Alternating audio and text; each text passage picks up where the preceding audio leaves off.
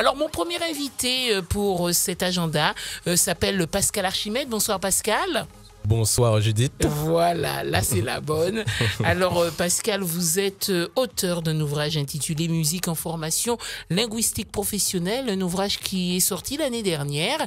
Et bonne nouvelle, eh bien, sa version anglaise vient tout juste de paraître, c'est cela? C'est exactement ça, elle a été publiée en début de semaine, donc lundi, voilà. Voilà, donc c'est tout frais. Vous allez faire une présentation de cet ouvrage? Je n'avais pas prévu cela, mais j'y pense.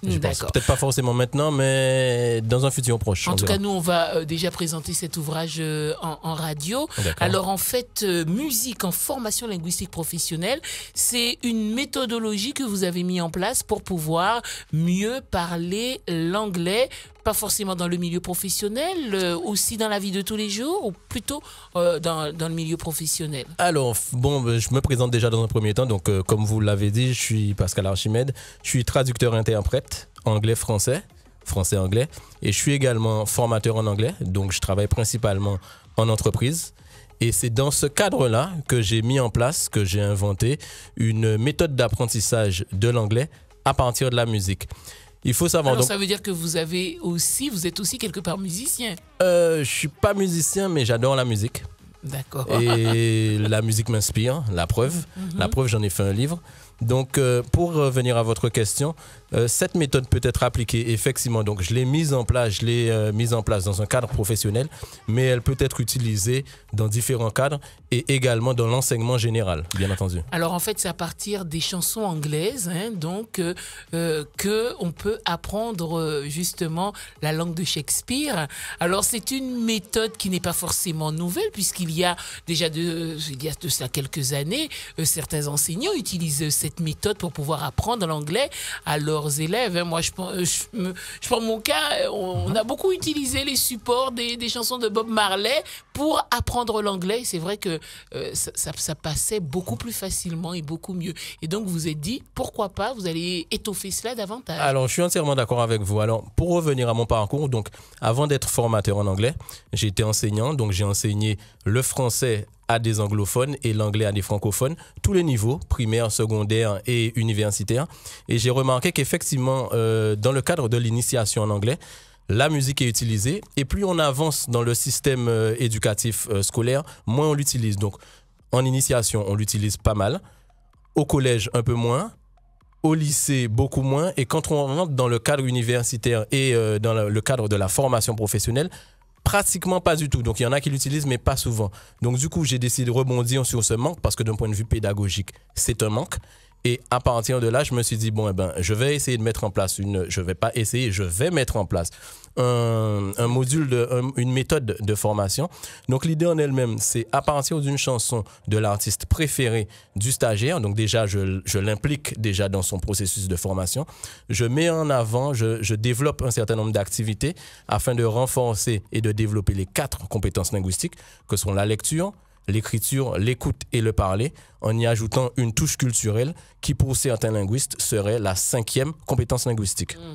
Donc, mieux faire passer, enfin, apprendre plus facilement l'anglais à travers des textes de chansons.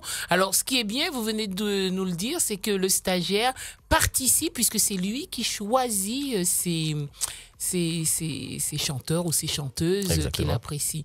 Alors, sur le dernier stagiaire, avec les derniers stagiaires que vous avez eus, quels sont les artistes musiciens qui ont été le plus sollicités? Alors, le plus sollicité jusqu'à maintenant, donc, alors, pour revenir, donc ça a été les Beatles, notamment, ou encore Shadé. Et alors, je repense en fait à une question que vous m'avez posée concernant, vous m'avez dit que ça a été déjà fait. Effectivement, ça a été déjà fait, mais aujourd'hui, je suis fier de vous annoncer que le seul ouvrage qui traite de l'apprentissage des langues à partir de la musique destiné aux adultes est le bouquin que je viens vous présenter aujourd'hui. Voilà, bravo alors, bravo. Je vous remercie. Les résultats sont-ils plus concluants? Est-ce que vous avez constaté qu'effectivement, apprendre l'anglais de cette façon, les stagiaires étaient beaucoup plus réceptifs? Alors, beaucoup plus réceptifs, c'est sûr. Et je le prouve donc effectivement lors de cette recherche, dans cet ouvrage. On a un taux de réussite de 90% et un taux de satisfaction de 100%. Donc, par 90%, je veux dire que 90% des stagiaires ont atteint les objectifs fixés en début de parcours linguistique et 100% ont été satisfaits de la méthode. Est-ce que vous vous adressez essentiellement à un public adulte?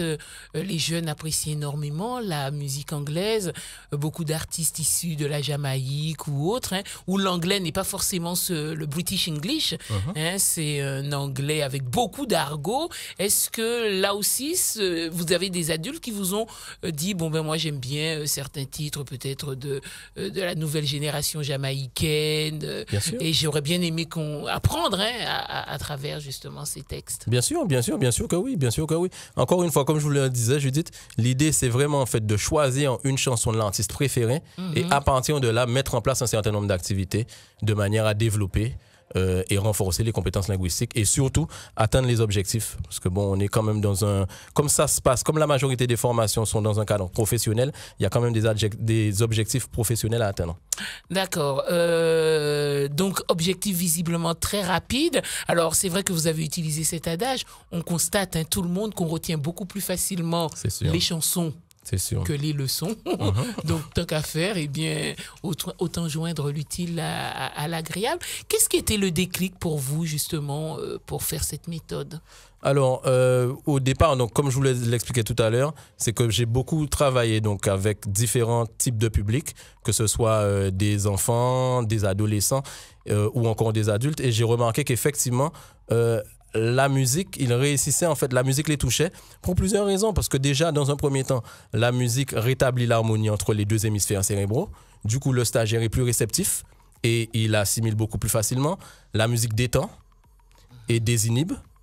La musique aussi joue énormément sur la mémorisation. D'accord? Parce qu'on retient beaucoup plus facilement. J'ai en tête la facilité qu'ont certains stagiaires à retenir des structures de phrases ou encore du vocabulaire à partir d'une chanson.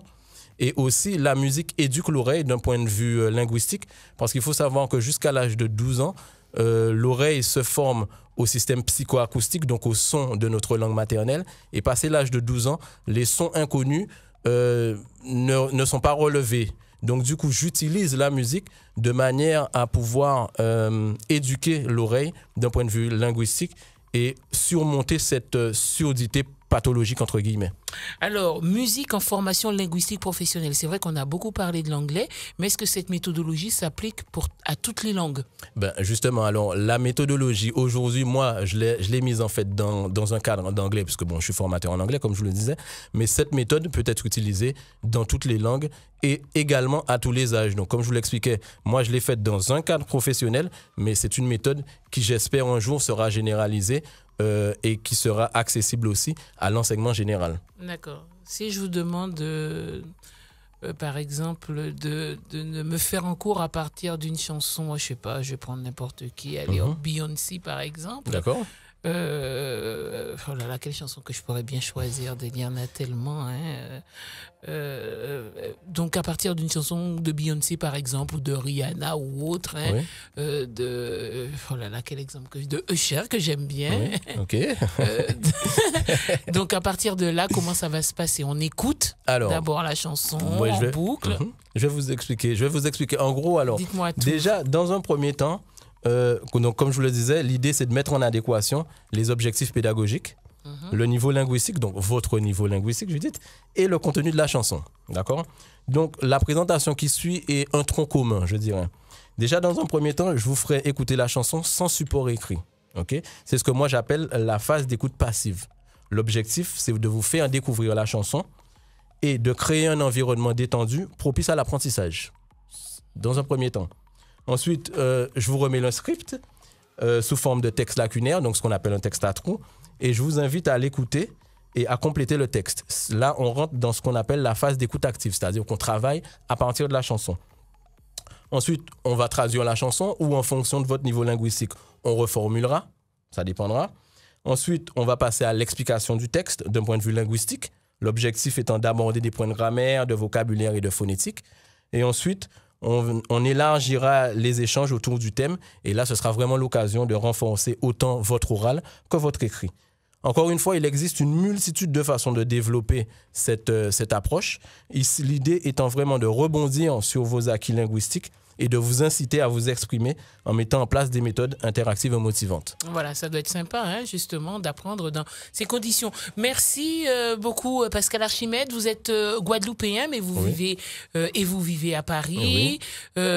Vous avez été, comme vous nous l'avez dit tout à l'heure, professeur de français à Londres. Oui. C'est une belle expérience pour vous? Oui, ça a été une belle expérience. Mais bon, je n'ai pas fait que ça à Londres, puisque j'ai également bossé dans l'aérien et j'ai également travaillé dans la finance. D'accord. Donc, plusieurs cordes à votre arc. Vous avez fait beaucoup de traductions, notamment d'artistes musiciens. Est-ce que vous pouvez nous en citer quelques exemples? Alors, j'ai été l'interprète de Jameson l'année dernière quand il était de passage sur Paris. Je travaille avec beaucoup d'investisseurs étrangers qui viennent investir, des investisseurs russes notamment, qui viennent investir en France. Sinon, au niveau de mon projet, je suis soutenu par un certain nombre d'artistes. Alors, entre autres, Jean-Michel Rotin, Jean-Claude Nemro, Tironi, Yanis Odoua et bien d'autres, Marie-Josée Gibon, qui considèrent que nos tâches respectives sont complémentaires parce qu'en fait, la musique, ils la font, ils la créent, ils la composent et moi, je l'utilise à des fins éducatives. Alors, on a constaté, et là ce sera ma dernière question, que la France était quand même en retard malgré les nombreuses choses qui ont été mises en place, notamment ces écoles, ces classes qui permettaient d'apprendre l'anglais relativement tôt. Donc, on pense de plus en plus à faire cet apprentissage dès les premières années, même dans les crèches. Je pense que le passionné de langue étrangère et notamment de l'anglais que vous êtes applaudit particulièrement ce type d'initiative. En France, on devrait apprendre l'anglais beaucoup plus tôt. On voit même ici en Guadeloupe, la Martinique, nous sommes entourés d'îles anglophones et pourtant, le commun des mortels ne maîtrise pas l'anglais. Oui. C'est dommage. Et changer aussi peut-être la configuration parce qu'en fait, je lisais un rapport dernièrement, un rapport européen où ils expliquaient qu'en fait, sur 17 pays, la France est classée numéro 15 en ce qui concerne le niveau linguistique. Le numéro 1, c'est la Suède. Et je pense qu'en fait, le vrai problème, ce serait changer éventuellement la configuration de la classe.